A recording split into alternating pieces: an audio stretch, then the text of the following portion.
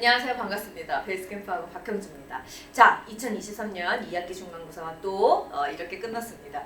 우리 은평고등학교 친구들을 비롯해서 우리 은평구 또 우리나라 K고딩들 너무너무 고생했다라고 박수 쳐드리고 싶네요.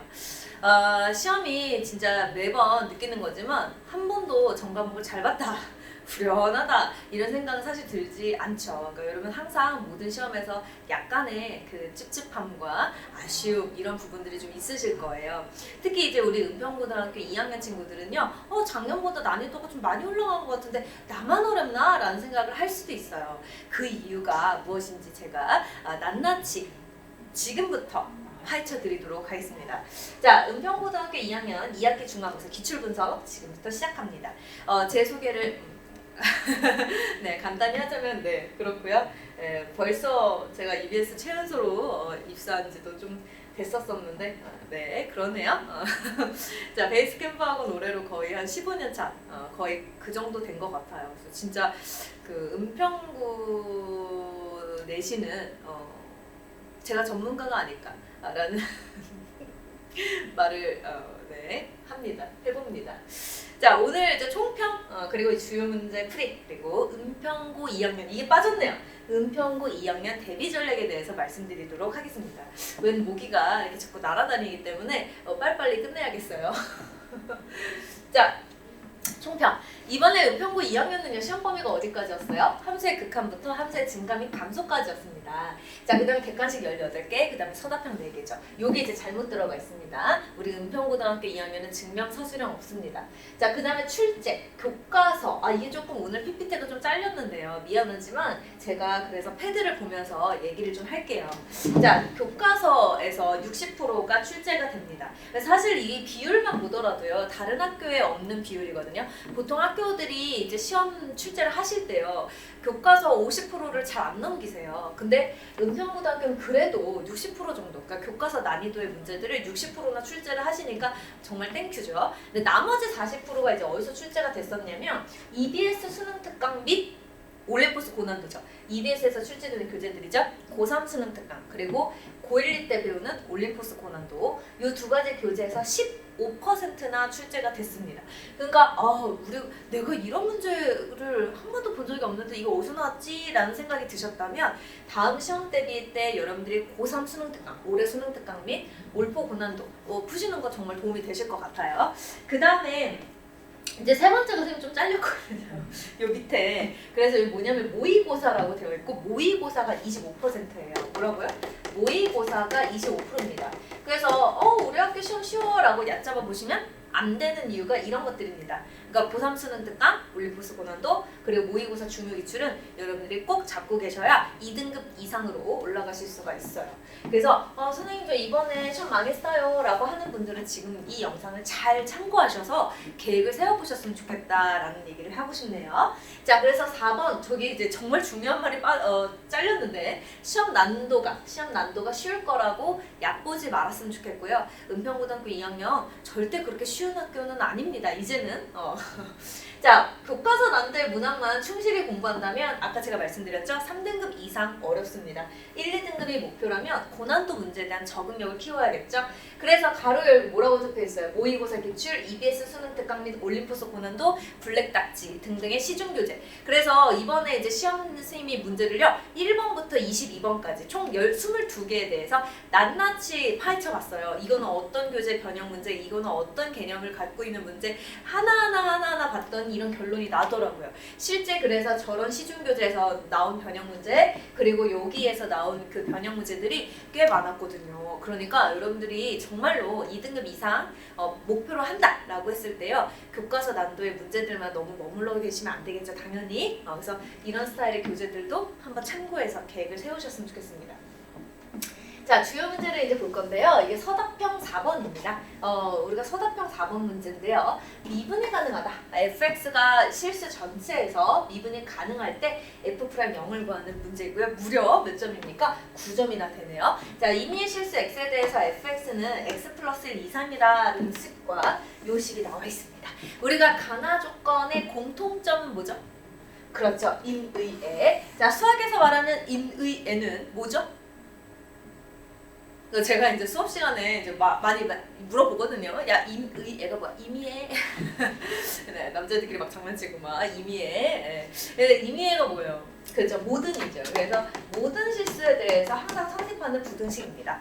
자, 그러면 선생님이 이제 한번 넣어볼게요. 뭘? 지금 0에서의 미분계수를 물어봤으니까 0에서의 상황이잖아요. 그러니까 우리가 이 부등식에서 다른 거 말고 0을 넣어봤으면 좋겠어요. 그랬더니 0을 대입해보시면 첫 번째 조건에서 F0이 1 이상이다 라는 게 하나 나오죠? 자, 두 번째 0, 0, 0, 0을 대입하시면 F0은 뭐보다 같거나 크다? F0의 제곱보다 같거나 크다입니다. 그런데 이 두 번째 부등식을 정리하면요. F0이 0 이상 1 이하가 나오지 않습니까? 그렇죠? 인수분해 하시면 넘겨가지고 그러면 0 이상 1 이하이면서 1 이상이어야 된다? 이게 무슨 말이에요? 그렇죠. F0는 얼마여야 된다? 반드시 1이어야 된다라는 걸 하나 찾았습니다. 또 하나 미분이 가능하다라고 했는데요. 이때 F'0을 어떻게 찾아야 될까? 우리가 이제 미분 가능성에서 배웠다시피 우리가 미분 계수의 정의를 이용하시면 x가 0으로 갈 때 x-0분의 fx 빼기 f0라는 걸 알 수 있어요. 그죠? 그런데 f0가 얼마라는 사실을 우리가 찾았냐면 1이라는 걸 찾았네요. 그러니까 fx에서 f0, 즉 1을 뺀 겁니다. 그런데 여기 보시다시피 여기 보실래요? 그 fx에서 1을 빼시면 x 이상이거든요. 그러니까 fx 빼기 1이 얘가 x 이상이에요. 근데 잠깐만요. 우리가 미분계수 정의하실 때 사실은 얘도 극한값이니까 0에서의 미분계수 생각할 때 우미분계수와 좌미분계수가 같아야 0에서의 미분계수를 얘기할 수 있겠죠? 그래서 여기서 이제 케이스를 지금 요 밑에다 정리해도 될까요? 0 플러스일 때와 0 마이너스일 때 나눠서 생각을 해봐야 됩니다. 그랬더니 0보다 살짝 클 때는 자 볼게요. 얘가 x 이상이거든요. 근데 양수니까요. 이게 총 1 이상이겠죠. 그래서 F'0이 1 이상이다 라는 결론이 나와요.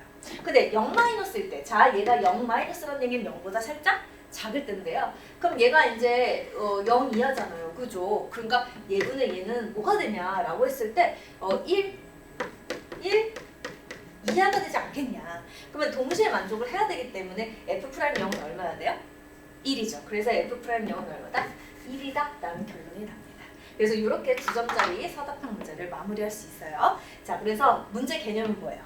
그죠? 미분계수의 정의를 이용하는 거. 요게 이제 사실은 변형 문제였다라는 겁니다. 그래서 이게 처음 봤을 땐 당황스러운데요. 아까도 제가 말씀드렸다시피 수능 특강 그리고 올림포스 고난도 올림포스 고난도 교재 이런 것들에 다 나와 있는 문제들이기 때문에 진짜로 1, 2등을 원하신다면 여러분들이 시종 문제집을 푸시더라도 반드시 이런 EBS 교재를 반드시 같이 보셨으면 좋겠어요.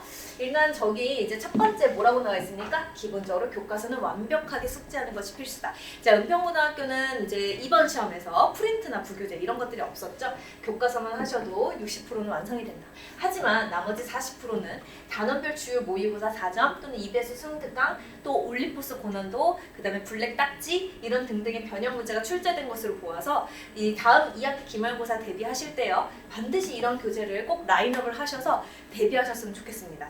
물론 다음 시험에 블랙 딱지라던가 이런 변형 문제가 안 나올 수도 있죠. 하지만 나온다라는 보장도 안 나온다라는 보장도 없었지만 이번에 어쨌든 2학기 중간고사는 이런 출제 경향을 갖기 때문에 여러분들이 그래도 참고하시면 좋겠다. 사실 또 이렇게 생각할 수 있어요. 시중에 있는 모든 문제집을 다 풀고 시험에 보러 갈 수는 없어요. 시험장을. 그렇기 때문에 다음번에는 이런 다른 데서 나올 수도 있는 거예요.